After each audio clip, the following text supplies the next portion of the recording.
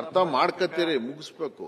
ಸಂತಾಪ ಸೂಚಕ ನಿರ್ಣಯಕ್ಕೆ ಸಹಮತ ವ್ಯಕ್ತಪಡಿಸುವ ಮೊದಲು ತಾವು ಸಭಾಪತಿಗಳು, ಗೊತ್ತಿಲ್ಲ ಆಫೀಸಿಂದ ತಪ್ಪಾಯ್ತೋ ಏನಾಯ್ತೋ ಏನೋ ಗೊತ್ತಿಲ್ಲ, ಇಲ್ಲಿ ಹೊಸದಾಗಿ ಬಂದಂಥ ಸದಸ್ಯರನ್ನ ಪರಿಚಯ ಮಾಡಿದ ನಂತರ ಇದನ್ನ ನಿರ್ಣಯವನ್ನು ತಗೋಬೇಕಾಗಿದೆ. ಒಂದು ವಿಚಾರ.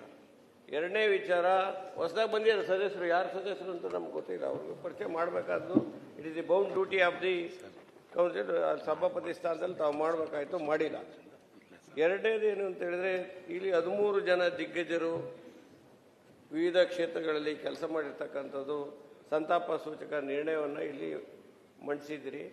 ಅದಕ್ಕೆ ಸಮ್ಮತ ವ್ಯಕ್ತಪಡಿಸೋ ಮುಂಚೆ ನೀವು ಇದರಲ್ಲಿ ಬರೀಬೇಕು, ಎಲ್ಲ ಸಂತಾಪ ಸೂಚಕರಲ್ಲೂ ಕೂಡ ಅವ್ರ ಕುಟುಂಬದಲ್ಲಿ ಮಕ್ಕಳು ಇಷ್ಟಿದ್ರು, ಅವ್ರ ಕುಟುಂಬ ಹಿಂಗಿತ್ತು ಅಂತೇಳಿ ಎಲ್ಲ ಸಂದರ್ಭದಲ್ಲಿ ಬರ್ತದೆ. ಆದರೆ ಇದರಲ್ಲಿ ಕೈ ಬಿಟ್ಟಿದ್ದೀರಿ.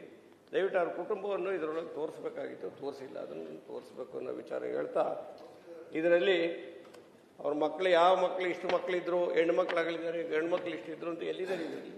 ಇದರಲ್ಲಿ ಎಲ್ಲೂ ಇಲ್ಲ. ಒಬ್ಬರದಿದ್ರೆ ಸಾಕ ಸರ್? ಅದನ್ನ ನಾನು ಇದನ್ನೇ ವಿಚಾರ ಹೇಳಿದ್ದೀನಿ, ತಂದಿದ್ದೀನಿ. ತಾವು ಬಿಡೋದು ಇಲ್ಲಿವರೆಗೆ ಬಂದಂತ ಆಯ್ತು, ನೋಡೋಣ ಬಿಡಿ. ತಮಗೆ ಸಲಹೆ ಕೊಟ್ಟೆ ಸ್ವಾಮಿ, ಆಯ್ತು. ಆ ಸಲಹೆ ತಾವು ಸ್ವೀಕರಿಸ್ಬೋದು, ಬಿಡ್ಬೋದು, ನಂದೇನಿಲ್ಲ. ಸಲಹೆ ಕೊಟ್ಟಿದ್ದೀನಿ ನಾನು. ವಿಚಾರ ಬರ್ಬೇಕದು, ಇದು ವಾಡಿಕೆ ನಮ್ಮ.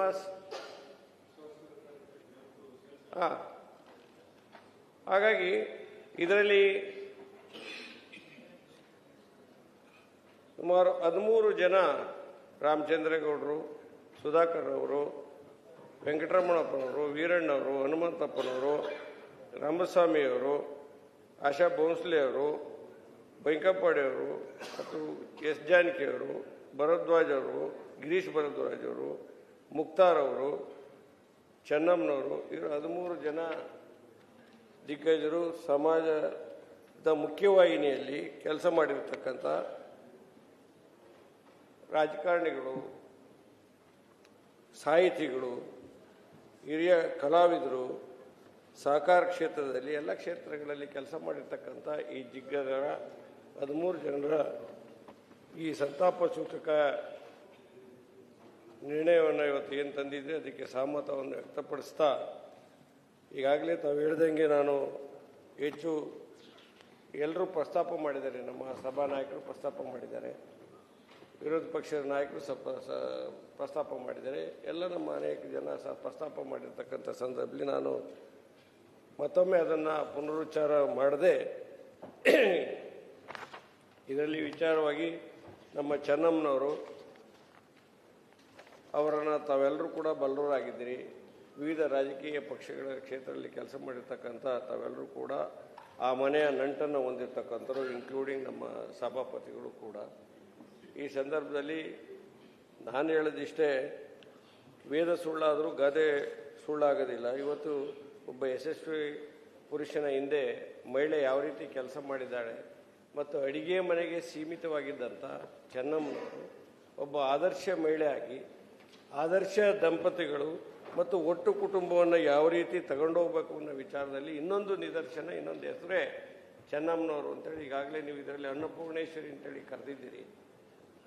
ಒಂದು ಅಡಿಗೆ ಮನೆಗೆ ಸೀಮಿತ ಆದಂಥ ಮಹಿಳೆ ನಾಡಿನ ಎಲ್ಲ ಜನರ ಪ್ರೀತಿಗೆ ಪಾತ್ರ ಆಗ್ತಕ್ಕಂಥದ್ದು ಒಂದು ಬಹಳ ವಿಶೇಷ. ಇದು ಅಂಥ ವಿಶೇಷ ಸಂದರ್ಭದಲ್ಲಿ ಚೆನ್ನಮ್ಮನವರು ಅವರ ಹೆಸರನ್ನು ಮಾಡಿರ್ತಕ್ಕಂಥ ಸಂದರ್ಭದಲ್ಲಿ ಆ ಮನೆಗೆ, ಆ ಒಟ್ಟು ಕುಟುಂಬ, ರಾಜಕೀಯ ಕುಟುಂಬದ ಸಾಕಷ್ಟು ಹಿನ್ನೆಲೆಯನ್ನು ಇರ್ತಕ್ಕಂಥ ಸಂದರ್ಭದಲ್ಲಿ ರಾಜಕೀಯ ಸೋಂಕನ್ನೇ ತಮಗೆ ಸೋಗಿಸ್ಕೊಳ್ಳದೆ ಇಡೀ ಮನೆಯನ್ನು ಒಟ್ಟಾಗಿ ತಗೊಂಡೋಗ್ತಕ್ಕಂಥ ವ್ಯವಸ್ಥೆಯಲ್ಲಿ ಬಹುದೊಡ್ಡ ಕೆಲಸವನ್ನು ಮಾಡಿರ್ತಕ್ಕಂಥದ್ದು. ಅದು ಸಮಾಜದ ಮುಖ್ಯವಾಹಿನಿಯಲ್ಲಿ ಕೆಲಸ ಮಾಡೋದಕ್ಕಿಂತ ಕೂಡ ಮಿಗಿಲಾಗಿರ್ತಕ್ಕಂಥದ್ದು ಅಂತೇಳಿ ನಾನು ಅಭಿಪ್ರಾಯ ಪಡ್ತೇನೆ. ಇವತ್ತು ಇನ್ನೊಂದು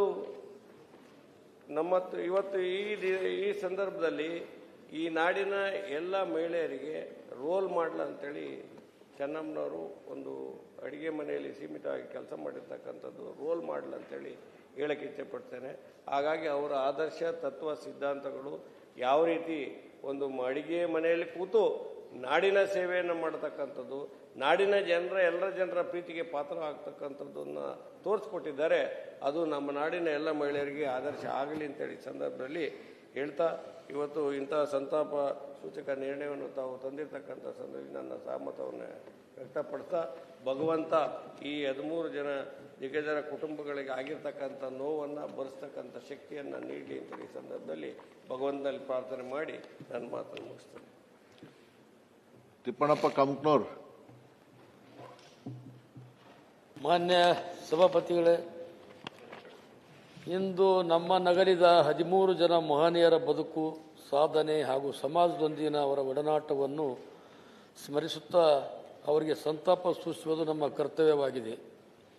ರಾಮಚಂದ್ರ ಗೌಡರು ಇವರು ಕೇವಲ ರಾಜಕಾರಣಿಯಾಗಿರದೆ ವೃತ್ತಿಪರ ಇಂಜಿನಿಯರ್ ಆಗಿ ತಾಂತ್ರಿಕ ಜ್ಞಾನ ಹೊಂದಿದ್ದ ಮುತ್ಸದ್ದಿ, ಸತತ 30 ವರ್ಷಗಳ ಕಾಲ ಪದವೀಧರರ ಕ್ಷೇತ್ರವನ್ನು ಪ್ರತಿನಿಧಿಸಿ ಪ್ರಬುದ್ಧ ಸಂಸದೀಯ ಪಟುವಾಗಿ ಸದನದ ಗೌರವವನ್ನು ಹೆಚ್ಚಿಸಿದರು.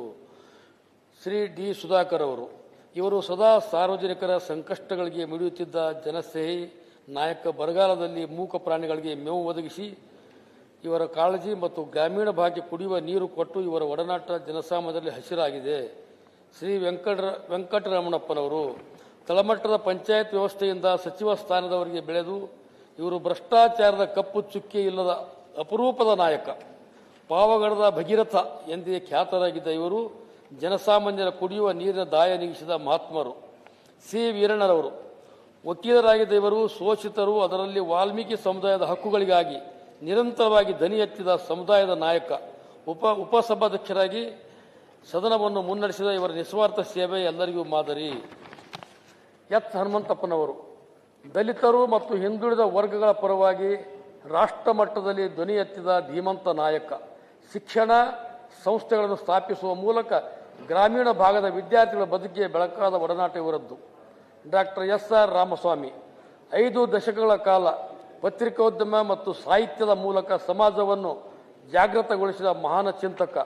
ಬಹುಭಾಷಾ ಪಂಡಿತರಾಗಿದ್ದ ಇವರು ಗಾಂಧಿಯನ್ ತತ್ವಗಳು ಮತ್ತು ಸ್ವದೇಶಿ ವಿಚಾರಗಳ ಮೂಲಕ ಯುವ ಪೀಳಿಗೆಯೊಂದಿಗೆ ಆಳವಾದ ಒಡನಾಟ ಹೊಂದಿದ್ದರು.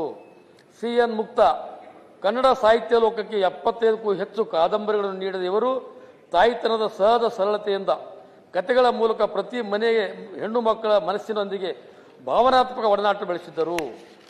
ಎ.ವಿ. ನರಸಿಂಹಮೂರ್ತಿಯವರು ಪ್ರೊಫೆಸರ್, ಕರ್ನಾಟಕದ ಇತಿಹಾಸ ಮತ್ತು ನಾಣ್ಯಶಾಸ್ತ್ರಕ್ಕೆ ವೈಜ್ಞಾನಿಕ ಆಯಾಮ ನೀಡಿದ ಮಹಾನ್ ಸಂಶೋಧಕ.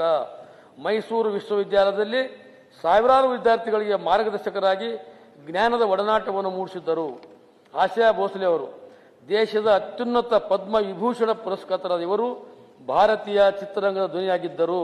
12,000ಕ್ಕೂ ಹೆಚ್ಚು ಹಾಡುಗಳ ಮೂಲಕ ಕೋಟ್ಯಾಂತರ ಸಂಗೀತ ಪ್ರೇಮಿಗಳ ಹೃದಯದ ಒಡನಾಟಿಯಾಗಿದ್ದರು. Doctor S. ಜಾನಕಿಯವರು ದಕ್ಷಿಣ ಭಾರತ ಗಾನ ಕೋಗಿಲೆ ಜಾನಕಮ್ಮ ಎಂದೇ ಕರೆಯಲ್ಪಡುವ ಇವರು ಭಾಷೆಯ ಗಡಿ ದಾಟಿ 48,000ಕ್ಕೂ ಹೆಚ್ಚು ಹಾಡುಗಳನ್ನು ಹಾಡಿದ ಸರಸ್ವತಿ. ಕನ್ನಡ ನಾಡಿನ ಪ್ರತಿಯೊಬ್ಬರ ಸುಖ ದುಃಖದ ಭಾವನೆಗಳೊಂದಿಗೆ ಇವರ ದನಿ ಬೆರೆತು ಹೋಗಿದೆ. ರಾಮಚಂದ್ರ ಬೈಕಂಬಾಡಿ ಇವರು ನಮ್ಮ ಸಮಾಜದವರು, ಮಗುವೀರ ಸಮಾಜದವರು ಮತ್ತು ನಮ್ಮ ಕಡೆಲ್ಲ ಕೋಲಿ ಕಬ್ಬಲಿಗೆ ಅಂತ ಕರಿತೀವಿ. ಇವರು ಇಡೀ ಕರ್ನಾಟಕ ರಾಜ್ಯದಲ್ಲಿ ಸಮುದಾಯಕ್ಕಾಗಿ ಸಮಾಜ ಸಂಘಟನೆಗಾಗಿ ತಮ್ಮ ಜೀವನವನ್ನೇ ಮುಡುಪಾಗಿಟ್ಟಂಥ ಏಕೈಕ ನಾಯಕರು ರಾಮಚಂದ್ರ ಬೈಕಂಬಾಡಿಯವರು. ಕರಾವಳಿಯ ರಂಗಭೂಮಿ ಮತ್ತು ಸಿನಿಮಾ ಕಲಾವಿದರಾಗಿದ್ದ ಇವರು ಮೀನುಗಾರರು ಹಾಗೂ ಶ್ರಮಿಕ ವರ್ಗದವರ ಹಕ್ಕುಗಳಿಗಾಗಿ ನಿರಂತರವಾಗಿ ಹೋರಾಡಿದಂಥ ಮಹಾನ್ ನಾಯಕರು. ಇವರ ನಿಧನದಿಂದ ನಮ್ಮ ಸಮುದಾಯಕ್ಕೆ ಅತ್ಯಂತ ನಷ್ಟವಾಗಿದೆ ಎಂಬ ಮಾತನ್ನು ಕೂಡ ಈ ಸ್ಥಳದ ಗಮನಕ್ಕೆ ತರುತ್ತೇನೆ. ಡಾಕ್ಟರ್ ಗಿರೀಶ್ ಭಾರದ್ವಾಜ್ ತೂಗು ಸೇತುವೆಗಳ ಸರ್ದಾರ ಎಂದು ಪ್ರಸಿದ್ಧರಾದ ಇವರು ಆಧುನಿಕ ತಂತ್ರಜ್ಞಾನವನ್ನು ಬಳಸಿ ದುರ್ಗಮ ಹಳ್ಳಿಗಳನ್ನು ಸಂಪರ್ಕಿಸುವ ಮೂಲಕ ಗ್ರಾಮೀಣ ಭಾರತದೊಂದಿಗೆ ಅಪೂರ್ವ ಒಡನಾಟ ಹೊಂದಿದ ನಿಜವಾದ ದೇಶ ಪ್ರೇಮಿಯವರು. ಶ್ರೀಮತಿ ಚೆನ್ನಮ್ಮ ಅಮ್ಮನವರು ಮಾಜಿ ಪ್ರಧಾನಿ ಶ್ರೀ ಎಚ್ ಡಿ ದೇವೇಗೌಡ ಧರ್ಮಪತ್ನಿಯಾಗಿ ಅವರು 70 ಹೆಚ್ಚಿನ ವಿಡಿಯೋಗಳಿಗೆ ಪ್ರತಿಧ್ವನಿ ಯೂಟ್ಯೂಬ್ ಚಾನೆಲ್ ಸಬ್ಸ್ಕ್ರೈಬ್ ಮಾಡಿ, ಬೆಲ್ ಐಕಾನ್ ಕ್ಲಿಕ್ ಮಾಡಿ.